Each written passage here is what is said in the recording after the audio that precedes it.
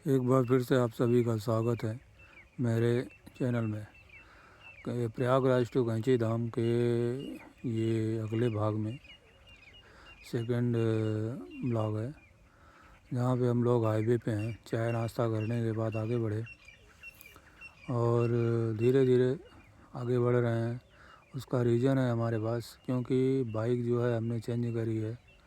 Himalayan की जगह हम लेके आए हैं यामाहा की एफजेड यस, जो हाइब्रिड है उसको, जिसको ज़्यादा नहीं भगा सकते। एवरेज तो मिल जाता है, लेकिन स्पीड वही 50, 60, 70, इससे ज़्यादा क्या ही खींचेंगे, फिर उसमें स्ट्रेस पड़ेगा ज़्यादा। और दूसरी बात, हमने लगेज इतना कैरी किया है ना कि इसको ज़्यादा तेज़ भगाना बाइक को अपने लिए ज़्यादा दिक्कत देगा।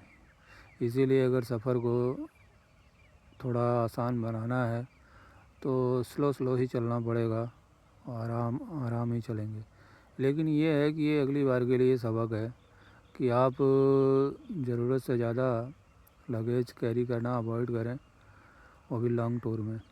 750 किलोमीटर का सफ़र, ऊपर से इतना 2 बैग 3 बैग, वो भी फुल, तो दिक्कत तो है। लेकिन ये दिक्कत हुई है ठंडी की वजह से। ठंड का मौसम है और वहाँ पे ज़्यादा सर्द पड़ेगी, इसलिए हमने ठंडी के जो कपड़े होते हैं उसको कैरी किया, जिसकी वजह से लगेज जो है बढ़ गया। खैर कोई नहीं, ये तो होता ही रहता है।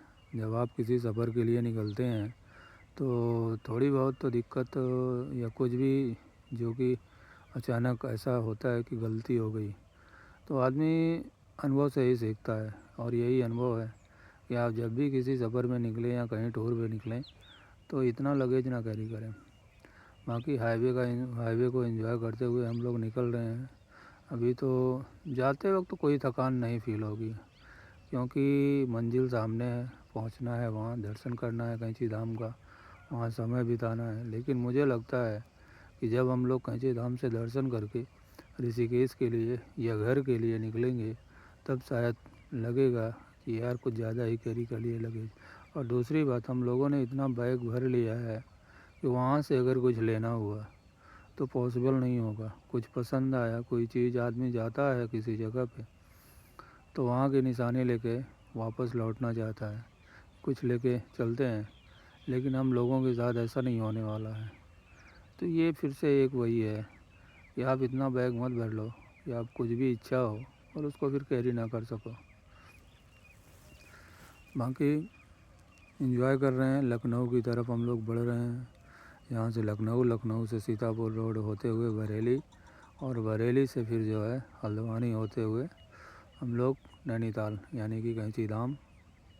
नैनीताल से पहले थोड़ा सा 20-25 किलोमीटर पहले कैंची धाम पड़ जाता है, 15 किलोमीटर मेरे हिसाब से। जाएंगे हम लोग, नैनीताल भी जाएंगे घूमने।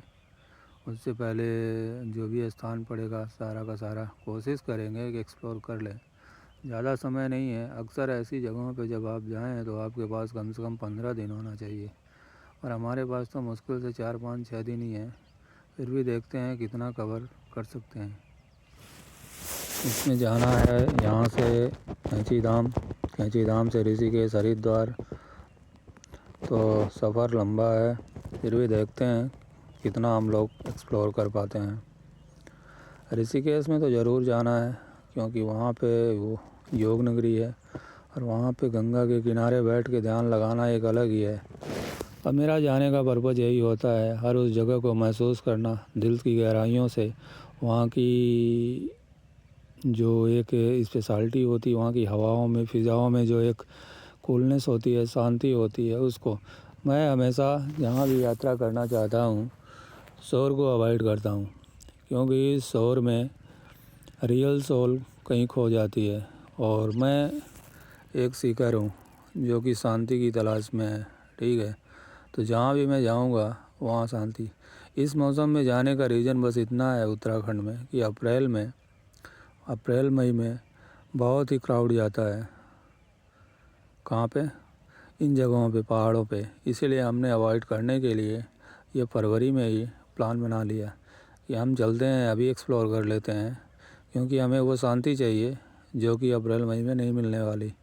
और दूसरी बात, ओवर क्राउड होने की वजह से अप्रैल मई में जाम भी लग जाता है।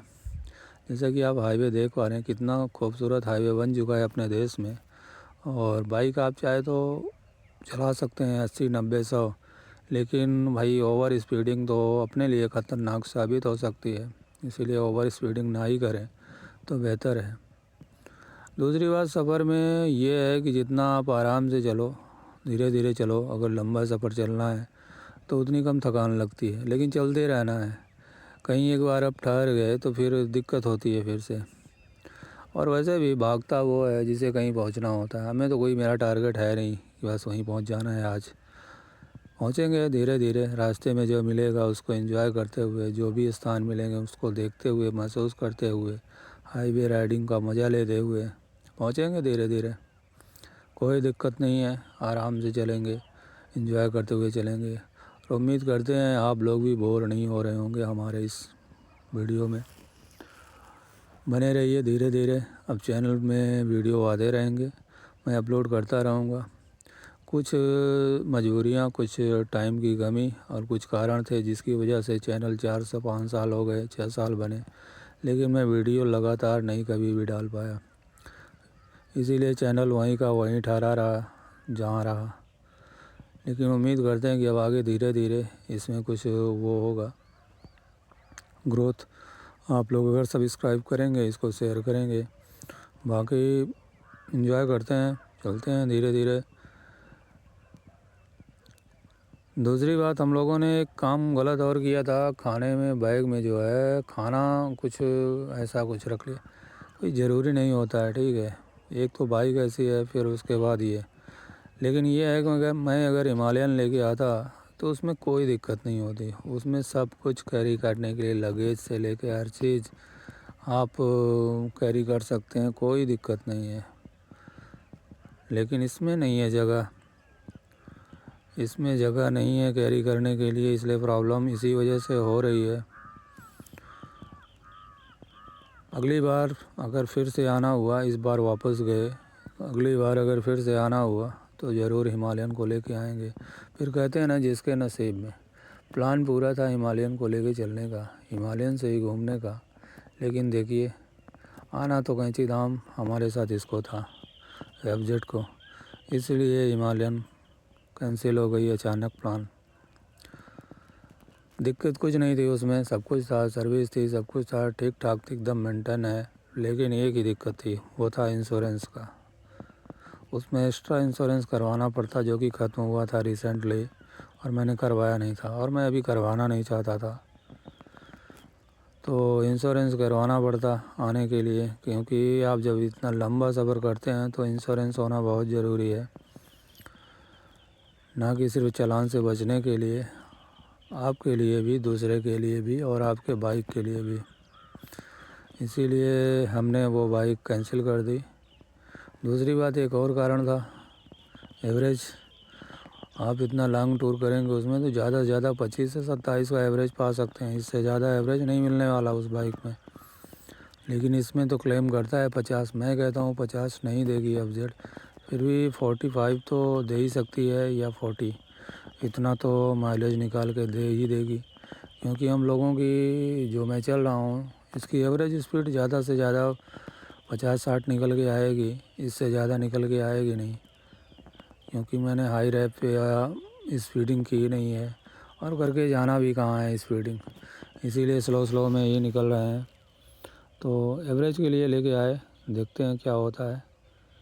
पर भारी पड़ गया एवरेज देखना या कुछ भी देखना, ये ओवर जो लोड है हम लोगों के ऊपर, ये दिक्कत देगा, ज़रूर देगा, आगे देता ही रहेगा। फिर भी अब निकले हैं तो मंजिल तक तो पहुंच ही जाएंगे। आप लोग साथ में बने रहेंगे, आप लोगों को अपडेट देते रहेंगे, आप लोग खुद देखेंगे क्या कंडीशन है, कैसे पहुँचे। लेकिन ये है कि आज के दिन तो नहीं पहुँच पाएंगे। हिमालयन अगर होती तो 100%, सुबह हम लोग निकले थे 6 बजे, लगभग 5:30। हिमालयन अगर होती तो 100% हम लोग पहुँच जाते लगभग 9-10 के करीब कैंची धाम रात में। लेकिन इससे पॉसिबल नहीं होगा, ये तो हमें पता लग चुका है। फिर भी देखते हैं, मिलते हैं अगले वीडियो में, तब तक के लिए बाय। ख्याल रखें आप सब।